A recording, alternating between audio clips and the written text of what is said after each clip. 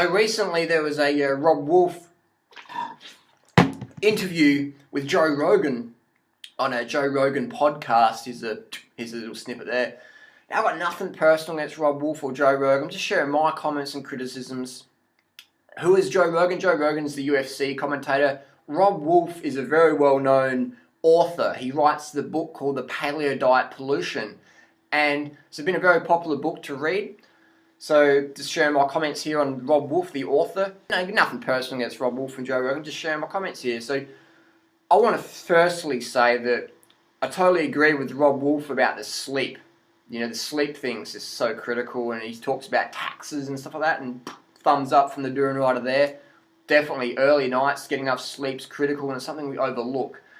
And that's what I agreed with Robb Wolfe there. Now, I disagree with quite a few points, and we'll get through those now. I like how the interview started with a little plug for supplements that help brain function. That's interesting, because that high-fat paleo diet, you get a bit little lipemic in the brain cells, and you can't think clearly. You get a bit foggy, like, I need some more coffee, man. Where's that organic black coffee? Where's that organic quad latte, man? What is the question? Can't even think. It's like your brain turns to peanut butter when you're eating that much fat. So, in my opinion, Robb Wolfe really shit the bed in this interview with Joe Rogan. Now, Robb Wolfe comes under a lot of fire because he promotes weight loss, and he promotes that paleo diet's good for women for weight loss, but then a lot of critics on forums say, well, Robb Wolfe, if the paleo diet's so good for weight loss, how come your wife is overweight? Now, there's nothing wrong with being overweight. We all know the risks of heart disease and stuff. So if you're a model for weight loss and you're overweight, the critics really, I think they really give Robb Wolfe a hard time on that one. And Robb Wolfe says that carbohydrates make you fat, so stay away from carbohydrates. Don't eat more than one piece of potato a day, one little potato a day. But then Robb Wolfe says, my critique of the vegan diet is when I was eating a high-carb vegan is I went from 180 pounds to 140 pounds. So I'm thinking, hang on, the carbohydrate vegan diet makes you fat, but your complaint is you got too lean on that thing. Interesting. And Robb Wolfe says the environmental benefits of eating beef over plant foods is you need no oil to produce beef. I'm like, well, hang on, Rob. Refrigeration, transport, driving that person who has the coronary heart attack to the ambulance takes a bit of oil. You know, all that stuff, the pharmaceutical products people need for cholesterol. That's right, high cholesterol is good in paleo world. I like how Robb Wolfe says, when it comes to Joe Rogan says, so what do you think, would you eat a lot of carbohydrates? And Robb Wolfe says, I'd rather drink a lot of alcohol than eat a lot of carbohydrates. If I was going to have a binge on carbs, it would be alcohol-based. Robb Wolfe says he drinks a few glasses of alcohol every day.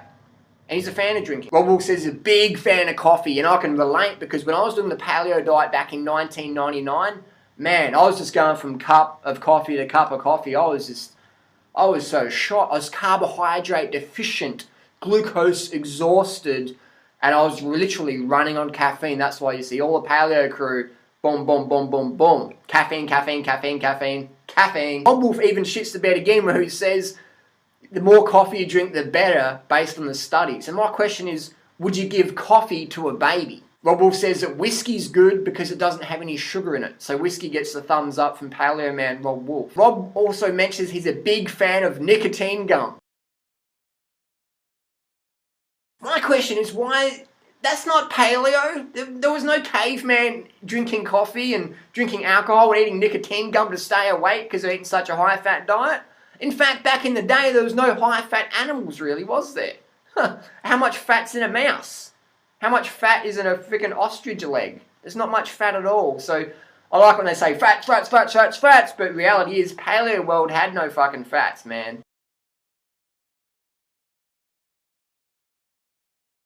This is a funny one. Robb Wolfe says there's no protein in plants. And then Joe says, well, my vegan friends say there is protein in plants. And Robb goes, oh, it's third world protein. And I'm like, what the fuck? And then Joe Rogan says, hang on, what about my vegan friends that, you know, what about Mac Danzig, the UFC fighter? And Robb Wolfe's like, he just sort of goes, oh, some people can do it. So hang on, you just said that you couldn't do it. Now some people can do it. Reality is nobody in athletic world can do the paleo diet. Why? Because paleo diet, you're only allowed to have a potato a day if you're training really hard. Otherwise, it's no carbs at all. It's maybe a little handful of blueberries, which won't support glycogen restoration. So impossible to be an athlete on a paleo diet unless you're chugging down the Gatorade, banana smoothies and stuff like that. But that's not paleo, is it now? Paleo is low carb, high fat. That's what we're talking about. So when you're in a ketogenic diet, your athletic performance is done. And if you're on a ketogenic diet and you're not an athlete, but you want to be an athlete, impossible. So Robb Wolfe says the vegans have to take protein powder, but then again, hang on, doesn't Robb Wolfe know Mark Sisson, who's like the primal author guru? Mark Sisson sells a primal whey protein powder. So hang on, if vegans have to take a protein powder, how come Mark Sisson's paleo primal fanboy clout has to take the primal whey protein powder? Robb Wolfe says that vegans don't get enough omega-3 and vitamin D, and then later in an interview, Robb Wolfe says it's a good idea to eat meat and take your fish oil for omega-3 and take a vitamin D3 supplement. Interesting, that one. Now I listened to the whole interview, 2 hours and 52 minutes. Can you imagine? Because I thought I'll just listen to it for 5 minutes. First of all, I'm not gonna listen to it at all because it's just, sales talk. I thought, I'll give people a chance, and I'll listen to a few minutes, and I just kept going because I was just like, man, what's Robb going to say next? Robb Wolfe says he's a big fan of cricket bars from Thailand. And I was like, cricket bar? What's a cricket bar? And then he says it's a cricket protein bar. Here's a cricket here. Cricket protein bar from Thailand. Now, why do you have to supplement your diet with cricket protein? I mean, I agree. Crickets are a paleo food, and insects should be a big bulk part of any paleo primal eater. I agree on that one.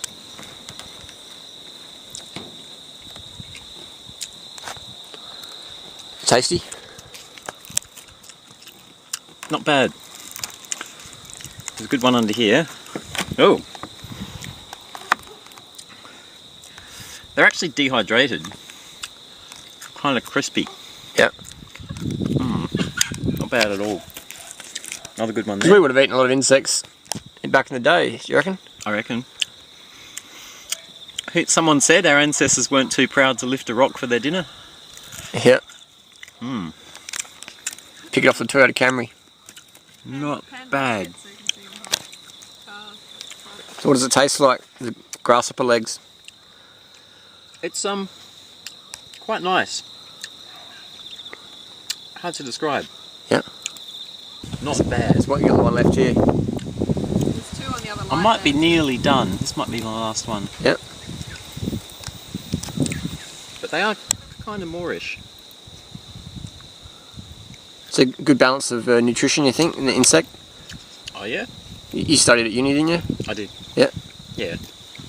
Well, you're eating the exoskeleton, which has got a lot of the calcium and that would be in the bones of other animals.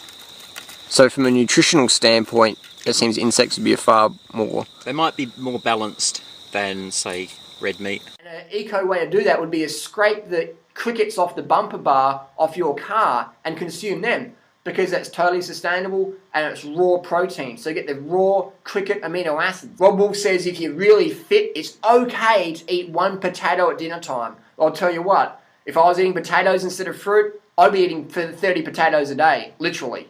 It's 30 bananas a day or 30 potatoes a day. So one potato a day, fuck, no wonder those paleo people are jacked on caffeine and have zero cardio fitness and have to take those pre-workout jacked DMAA supplements before a workout. And even then, people aren't even fit. Like Robb Wolfe, again, nothing personal against Robb Wolfe. Yeah, I critique his nutritional advice, but I'm just saying Robb Wolfe used to be a competitive athlete and now he's not.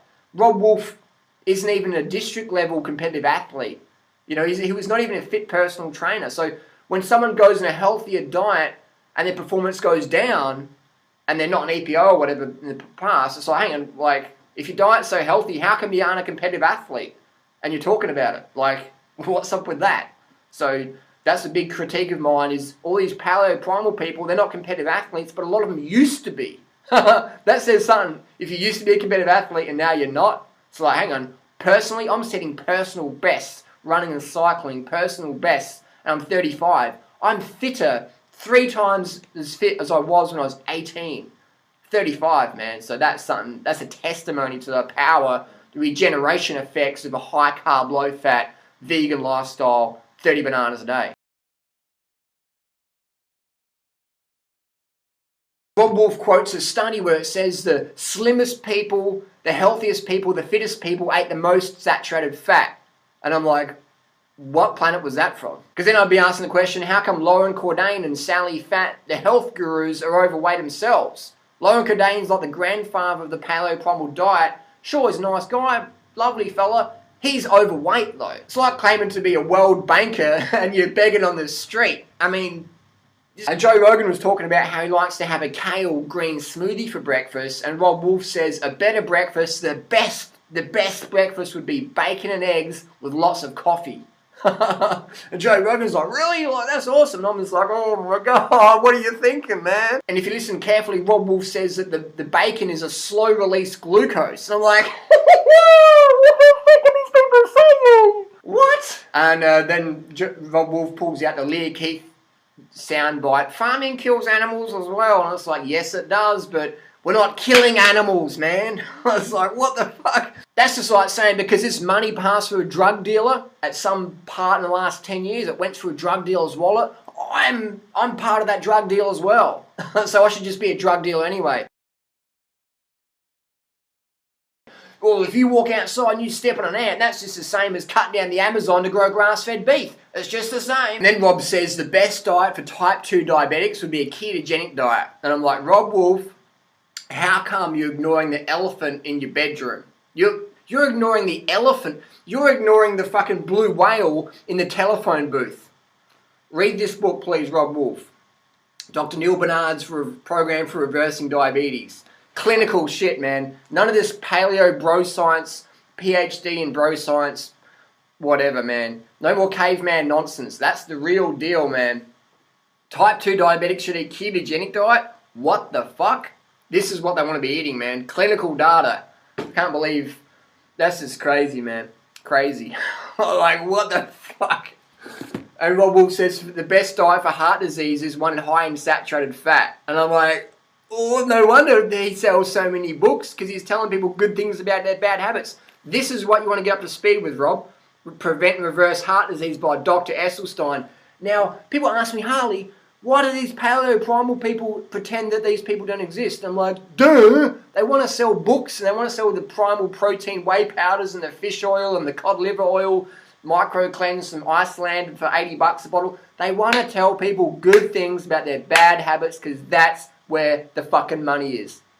Telling people to give up KFC and McDonald's and coffee, and, you know, think about it. Like, if you listen to an interview, when Robb Wolfe says Joe Rogan, bacon eggs are the best breakfast on earth, Joe Rogan's like, really? I've been drinking those kale smoothies? Like, oh, what? Like, you know, people want to believe the bullshit. It's like, if I, as a personal trainer, I can make a lot more money by just selling people bullshit on the internet. Like, you know, I'll do some photoshops, or just, you know, take some diuretics, get more cut, and go, look at these, you know, bacon eggs for breakfast. You know, recently there was 2 deaths from heart attacks in the paleo world in the last week, the last 10 days. 2 deaths from heart attacks. And they were young guys. A paleo blogger and a very famous paleo primal naturopath person in Adelaide, Australia. They were all going, yeah, saturated fat's good for you. And it's sad, man. That's sad. So that's why I speak out, because people they're just like getting conned. Or they're just delusional. It's like, what the fuck? Don't you guys read the clinical data? Like, how the fuck is eating Big Macs and steak for breakfast healthy? It's not. Bacon eggs for breakfast is the healthiest food ever? Sorry, it ain't. And then there was Robb Wolfe talks about his time on the Discovery show, where I watched it as well. I was actually in Thailand. I'm just sitting there flicking through the channels on the cable, and there was Robb Wolfe's face come up. Oh, there's Robb Wolfe on the Discovery Channel. That's right, he was doing a show. And then they were there. They didn't eat for 8 days. They were trying to prove how good the paleo diet was. And they went out into the jungle. Not in the jungle, so they went out into the Northern Hemisphere. For 8 days, they didn't eat. They didn't eat any food. Robb Wolfe says he lost like 18 pounds. Now, if the paleo diet's so easy to do, how the fuck are you losing 18 pounds in a week?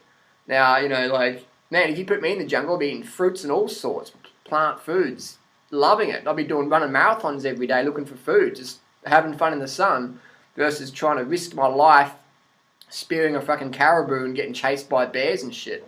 Fuck that. What I found funny was that show is that all the girls were crying and some of the guys felt a bit guilty when they killed the deer.